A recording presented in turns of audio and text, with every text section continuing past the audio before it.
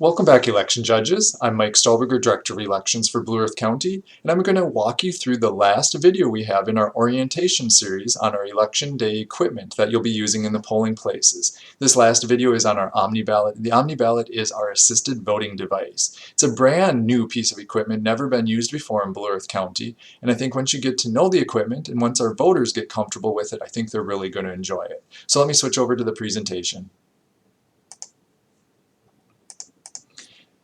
Just like our previous two videos here, as we orientate you to the equipment, I'm going to introduce you to the OmniBallot. Then we'll talk about setup and teardown of the OmniBallot, and I'll spend a little bit of time talking about the printer, which is a specific add-on to the OmniBallot that our voters will be using on Election Day. And then I'll end with some common issues and troubleshooting that'll help you walk through any problems you might have with the OmniBallot. As I mentioned before, the OmniBallot is our assisted voting device. It is going to be used by any voter, regardless of their ability to read a ballot, display a ballot, and mark a ballot. I say any ability because it is designed for folks who may have disabilities, but it can be used by any voter on Election Day who chooses to use it. It is going to be used in all of our precincts, and it is manufactured by a company called Democracy Live. For our returning judges, this replaces the AutoMark. And one thing that we have to remember about our assisted voting devices is that we need to ensure that the screen is kept private from other voters. So we want to make sure that only the person using the equipment sees that screen, meaning turn it against a wall, have it out of the way so that folks can still access it, but not everybody is going to see it as they're walking through the polling place. What's new? Everything is new about the OmniBallot. It hasn't been used in Blue Earth County prior to the 2020 elections, but it does operate much like a tablet. Touching the screen, pinching, dragging, dropping, that sort of stuff all works on the OmniBallot. So I think voters will be quite familiar with it. It does operate much like any other assisted voting device. It helps mark a ballot. It's going to print that ballot on existing ballot stock that you receive from the ballot judges, just like any other voter. And then that voted ballot is fed into the tabulator, just like every other voter's ballot. So very similar to what we've used in the past, just a new piece of technology, and I think a much more user-friendly system for our voter experience. To set up the OmniBallot, we're going to follow some steps. This slide looks much more complicated than it actually is going to be to set up the OmniBallot on Election Day. So follow the instructions that are going to be provided with the OmniBallot kit. It's going to make life a lot easier for you on Election Day. We need to make sure we plug this guy into power, and we want to make sure that it is up and fully functional at 7 a.m. when we start to welcome voters into the polling place. Essentially what you're going to do is you're going to unpack the OmniBallot and supplies. Again, follow the instructions. That includes plugging in the OmniBallot into a power outlet or a surge protector, connecting the printer to the OmniBallot using the cord provided and the color-coded dots. And then we're going to plug in the QR code reader. This activates the vote for the person using the equipment. That gets plugged in again using the instructions and the color-coded dots. And then we are going to power on the OmniBallot. The power switch lives inside of this little contraption compartment here on the surface of the OmniBallot once you open the case up. You're going to have to log in with the information provided on Election Day because it's specific to that election. And then you're going to open the polls and go to voting, and you'll be ready to assist your first person in using the OmniBallot. Okay.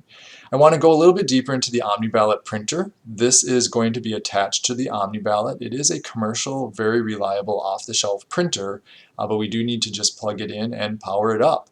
So we unpack the printer, put it next to the OmniBallot. We make sure that we've connected the data cord from the OmniBallot to the printer. We make sure that we plug the printer into a powered outlet or surge protector, and then we can turn on the OmniBallot's printer so that it's ready to operate. Also, good practice is going to be to actually open and flip down the bypass tray. That's where the ballot will be fed into the machine for printing. It's just good to have that in place. Remember, there are step-by-step instructions to walk you through all of these steps and color-coded dots. So it will be easy once you get the device in front of you and have the instructions to follow. Alright, so we now hit the end of Election Day and we're taking the equipment and putting it away. Remember, we don't do this until the last voter has cast his or her ballot. Even though they might not want to use this equipment, it's not good practice to start packing this up before that 8 p.m. last voter comes through. Then when you're ready to pack it up, we're going to follow the instructions that are provided. Remember, if we follow those instructions that are provided step by step, you're going to have the least stress and the most efficient way of closing your polling places on election night. In order to close down the OmniBallot, we need to navigate to the administrator screen. That requires that specific election day password, so we'll provide that for you. Once that's entered, you're going to hit Done, and that's going to take you to an election screen. Under the election screen, we're going to close the election. Once we get that, we can confirm that we're actually closing the election. This is an important step because it locks that OmniBallot from anybody else using it. Once you've closed the election, you're going to go into post-election, and then there you can shut it down, which is going to be the safe way to shut down the OmniBallot as you begin to pack up the printer, pack up the QR code reader, and all of those fun pieces. Okay. Some common questions for you.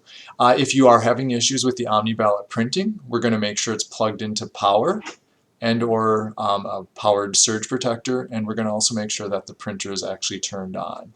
If it's not powered on, we're going to actually push the button on the front of it to give it power, and then we'll also check our connection cable between the printer and the OmniBallot.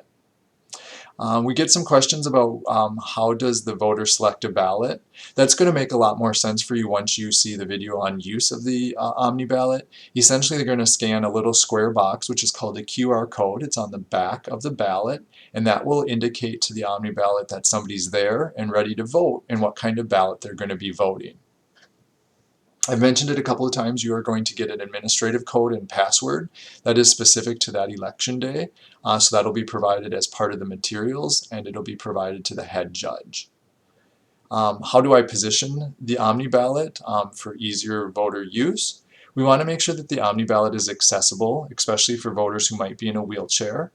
But we also want to have it in a place that makes it accessible for any voter, because any voter can use it, and I think once folks get to know the machine and get familiar with it, they'll enjoy actually voting it rather than filling in ovals. We also need to make sure that the screen is not facing public view, so that means you always orientate the OmniBallot so that that screen has some privacy to it. Another frequently asked question that we're anticipating for Election Day is how do we load the ballot for printing? The best answer for that is to follow the instructions and the label sticker that's applied to the printer.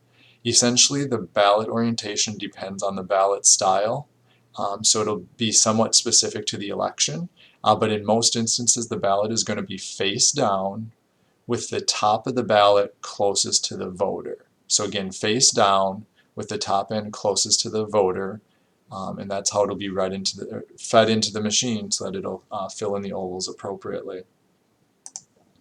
Alright everyone, this is the last slide, like usual for us in terms of providing contact information. So again, we're going to do an operations video so you understand how the OmniBallot will actually function on Election Day. I just wanted to spend a little time orientating you to the equipment. Feel free to contact us with any questions. Feel free to stop in if you want to try the OmniBallot, if you want to play with it a little bit, or again attend that optional capstone session where we'll have the equipment on display. Thanks everyone. I hope you look forward to the next couple of videos about how to actually use the DS200, the poll pad, and the OmniBallot. Have a nice day.